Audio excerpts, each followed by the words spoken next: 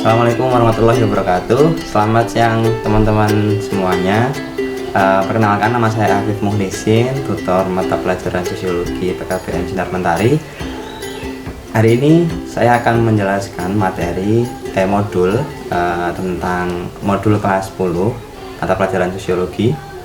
Dalam perkembangan penelitian ini, sosiologi banyak berkembang dalam hal contohnya kayak ilmu sosiologi terapan ya, contohnya seperti sosiologi ekonomi, sosiologi politik, sosiologi pedesaan, dan lain sebagainya. Nah, awal mula ilmu sosiologi itu ada beberapa peristiwa yang mengawalinya, yaitu yang pertama ada revolusi industri, yang kedua ada revolusi Inggris, dan yang ketiga ada revolusi Prancis. Nah, tiga revolusi ini yang mengawali ilmu sosiologi itu ada dan dipelajari sampai sekarang. Banyak tokoh sosiologi di Indonesia yang sebenarnya sudah mengawali ilmu sosiologi itu sebelum kemerdekaan. Nah, contohnya salah satunya adalah Ki Hajar Dewantoro yang beliau sudah menerapkan ilmu unsur-unsur sosiologi ini dalam pemikirannya. Ya, salah satunya yang telah diterapkan dalam ilmu kekeluargaan maupun kepemimpinan di organisasi pendidikan taman siswa yang beliau prakarsai. Nah, salah satunya juga dalam perkuliahan yang kemudian muncul ilmu sosiologi yang diprakarsai oleh seorang sarjana di Indonesia bernama Sunaryo Kolopaking yang pernah memberikan kuliah pertama kali di Indonesia, yaitu di Akademi Politik Yogyakarta.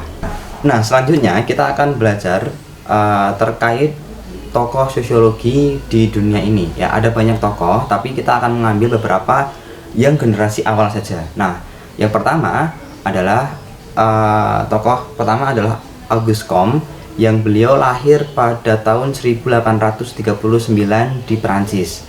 Nah, beliau ini memberikan teori sosiologinya, yaitu tahapan intelektual. Yang pertama adalah tahapan teologi, yang kedua adalah metafisik, dan yang ketiga adalah tahapan positivis.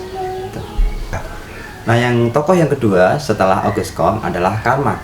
Karl Marx ini punya teori yang luar biasa yang sampai sekarang masih sering dipakai, yaitu teori kelas sosial. Nah, hal ini berkaitan dengan konsep kapitalisme dalam bidang ekonomi yang kemudian menimbulkan, yang kemudian bisa memecah dua kelas. Yang pertama adalah kelas borjuis dan yang kedua adalah kelas proletar. Borjuis ini adalah orang-orang yang dianggap mereka punya alat produksi atau punya modal banyak. Kemudian kelas proletar ini adalah yang dianggap sebagai kaum miskin atau kaum yang ada di tingkat bawah.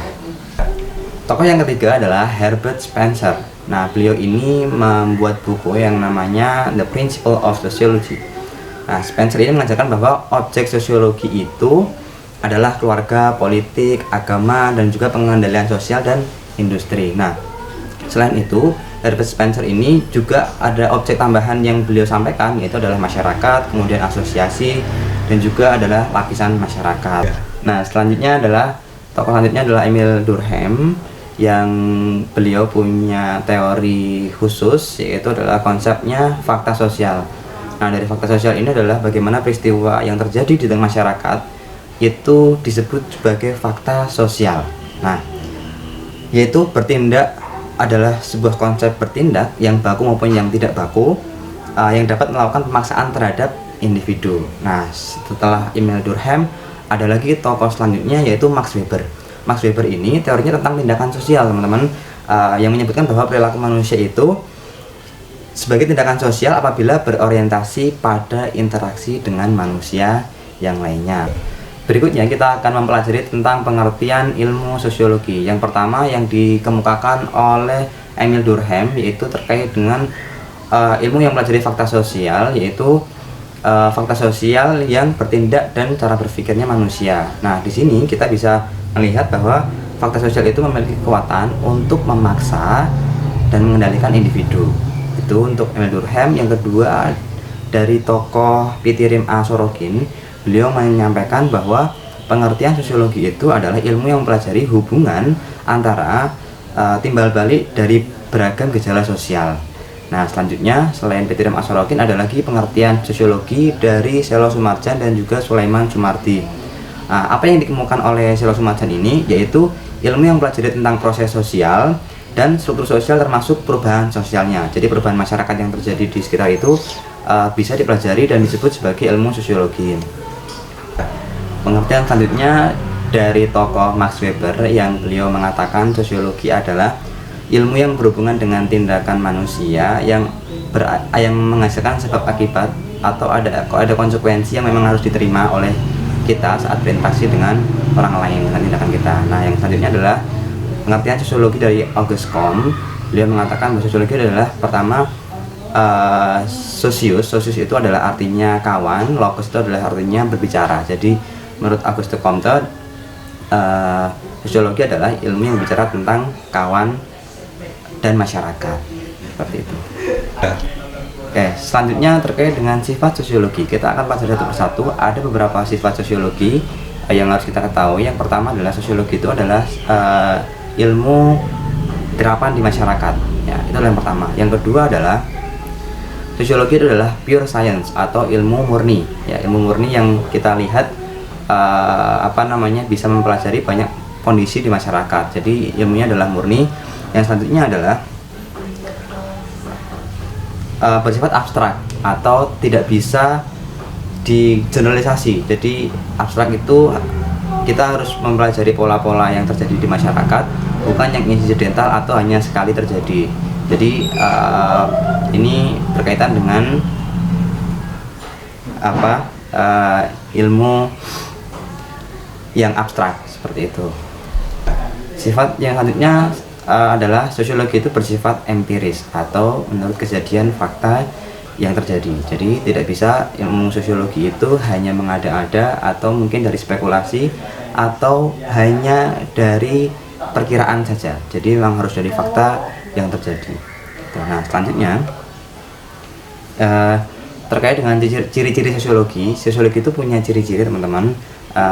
Yaitu sosiologi bukan ilmu yang bersifat menduga-duga, bukan ilmu yang bersifat spekulatif atau hanya dikira-kira, tapi sosiologi itu harus berdasarkan fakta yang ada dan fakta yang terjadi, seperti itu. Nah, beberapa jabaran ciri-cirinya. Yang pertama adalah sosiologi itu bersifat empiris, jadi berdasarkan pengamatan dan penalaran. Kalau bukan berdasarkan pengamatan, maka itu bukan disebut sebagai sosiologi, apalagi itu hanya sebagai, itu tidak masuk dalam nalar kita, itu hanya sebagai sesuatu yang tidak bisa dinalar. Nah, yang kedua sifatnya adalah teoritis. Sosiologi itu punya beberapa teori, sejumlah teori yang diciptakan berdasarkan dari fakta yang ada maupun dari pengalaman yang ada. Nah, yang ketiga, sosiologi itu punya ciri-ciri yang ketiga adalah kumulatif, yaitu teori yang sudah ada itu kemudian setiap saat diperbaiki, setiap saat dikembangkan sehingga memunculkan teori-teori baru. Nah, inilah yang disebut sebagai kumulatif. Nah, yang ciri yang keempat atau yang terakhir adalah non-etik. Jadi sosiologi itu tidak bisa melihat dari oh itu baik, oh itu buruk, nggak bisa. Jadi sosiologi itu lebih memandang bahwa itu faktanya, itu fakta yang terjadi di masyarakat sehingga tidak bisa disebut sebagai baik maupun buruk. Nah, itulah kenapa disebut sebagai ilmu yang non-etik. Oke, sekian pembelajaran kali ini. Apabila teman-teman ada pertanyaan atau masih dibingungkan, teman-teman bisa bertanya ke tutor langsung atau bisa dilihat di modul yang sudah disediakan. Nah, untuk tugas teman-teman nanti bisa mengeceknya di link yang akan diberikan pada deskripsi di bawah ini. Sekian dari saya, terima kasih. Assalamualaikum warahmatullahi wabarakatuh.